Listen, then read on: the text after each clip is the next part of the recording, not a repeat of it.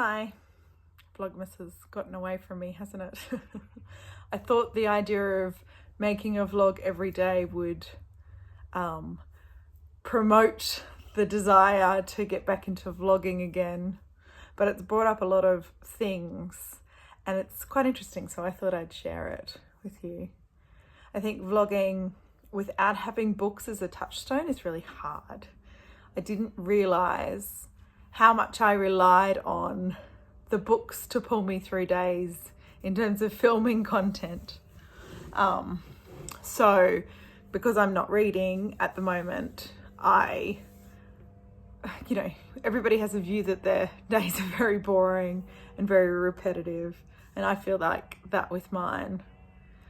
So I've found that hard because the books would always be a different narrative that I could rely on. So just vlogging about me and my days, it's a whole different ball game. I think it is. And having to think about what's happening in my days and where I can pick up a camera and where I can create some interest has been a really confronting thing.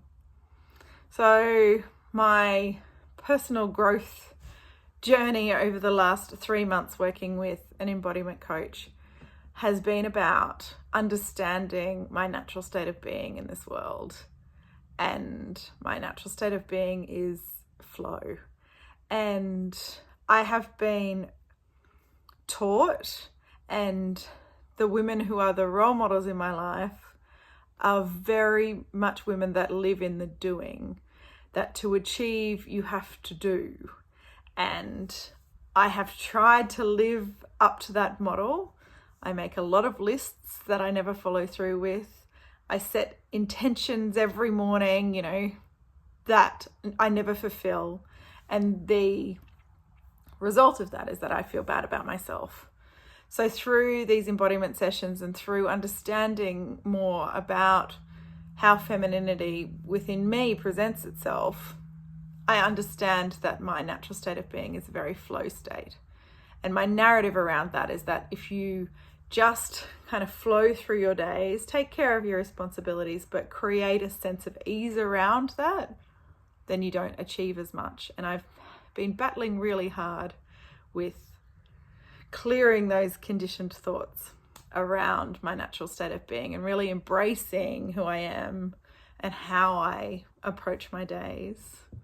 My husband is very much in flow, and my youngest son Fitz, who I dance with, we were dancing in the butchers today.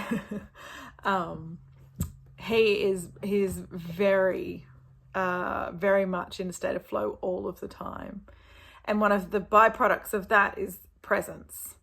So he, my son, lives from moment to moment. He doesn't think about what's coming down the track. He's very present and very in the moment. And I love that about him. And I believe he chose me as his mum to show me that state of being, because it is so engaging for me and it is something I'm very much drawn to.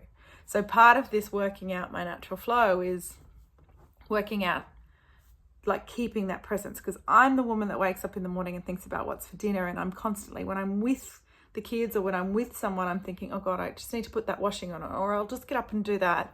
And I'm never truly present in the beauty of the little things. So I've been working really hard on that. This all comes back to vlogging because with vlogging and not having the books as a touchstone, I'm having to plan again. So I get up and I think, okay, all of these things are what I'm doing today. I'll tape this and I'll show it this way and I'll do this, like, to kind of get a bit of a plan together to kind of create something. And it's not really keeping me present in the moment by picking up the camera and having that structure. And I guess flow is just kind of moving with where the day is taking me, where the kids are taking me, where life takes me, my relationships. And I think that presence is lost when I am having a structure, and also when I am picking up the camera. It takes me out of the moment. And so with all of the work I've been doing, vlogging seems to be the absolute opposite of what I'm trying to achieve in my life as a woman. And unfortunately, that kind of trumps the vlogging. But then there's also the idea of fulfillment within this community, and the creative presence of making a video, which I realized how much I missed when I made those, 2 Vlogmas videos and engaged with you all again. I just missed that, I don't know, is the word like the cultural aspect, or that I joined BookTube to learn how to talk about books, and I wanted to be in a position where I could analyze, because I found myself to be very passive, and I wanted to have an opinion on a book, and I wanted to know the Australian book scene. I wanted to be a part of that community. I wanted to follow prizes, and along the way I met some amazing people. I met you all, and that just kept adding to this, you know, fueling the desire to learn all of those things, and that I was surrounded by people who wanted the same. And having made the couple of videos and talked to you all again, it's back. And now I'm kind of watching Vlogmas content, though I am behind. There's a lot to watch, isn't there, at Vlogmas? And watching those videos, like every time I watch someone talk about a book that interests me, I just think, wow, I just admire it. And there's a little something inside of me, just a little fire ignites. So I'm trying to work out how to balance it all, because I'm not reading. This is a hard time for me to read. And it's not the priority, because I'm doing so much of this embodiment personal growth stuff that it's really important to me. I'm finding it hard to, because that's a lot of reading, a lot of analyzing, a lot of journaling, you know, all of those things. A lot of information is coming at me to try and embody and try and build within myself. So I'm picking up a book, to me seems like work, and I hate that it's that. So I don't know the outcome. I just wanted to have an explanation about what I was thinking, because I think it's super interesting that vlogging has shown up to be the opposite of where I need to go. I think if I was vlogging about books, or I was vlogging about something in particular, not just my life, then I would have those touchstones and that conversation to chat with you about. But even, you know, even the stuff I do in my day, it's really personal, like deep stuff. So that's kind of, yeah, other than work and kids and really personal deep stuff, there's not much else to talk about. So I think the answer is starting to read again and engaging with the Vlogmas content that's coming at me. And yeah, because I feel the desire, and I look around and I see my books in this room. These are all unread still. There's so many of them. I haven't bought books for a long time. But yeah, seeing all of these books, I know that feeling of opening up a new book with excitement, and I really want that. So I think I'm going to just try and move slowly into the space of reading for joy again, and being really present and embodying that woman who is fueled by different people's perspectives that I read in books.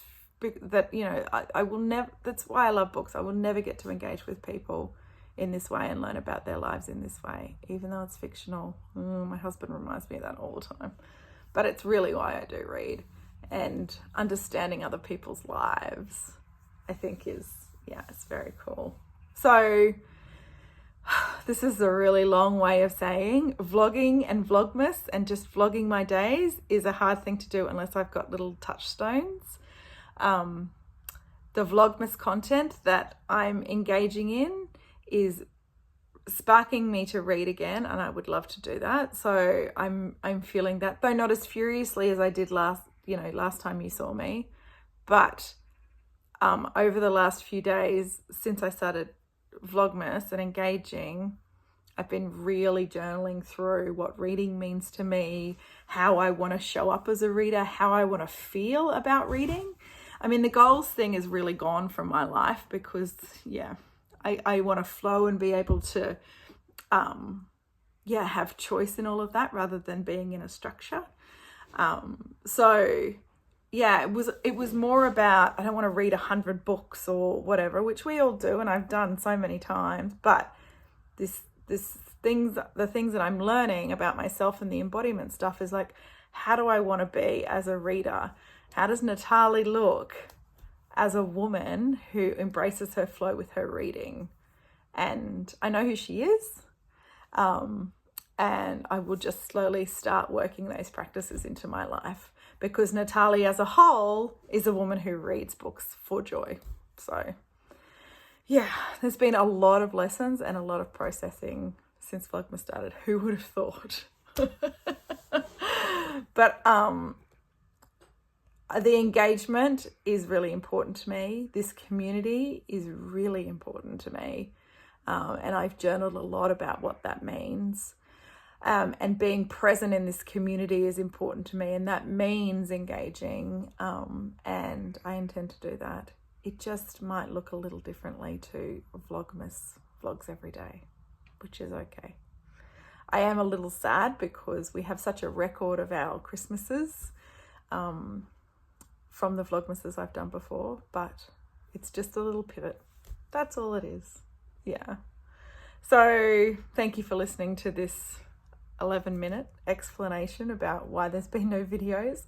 I hope it's made some sense. I'm just going to put it up.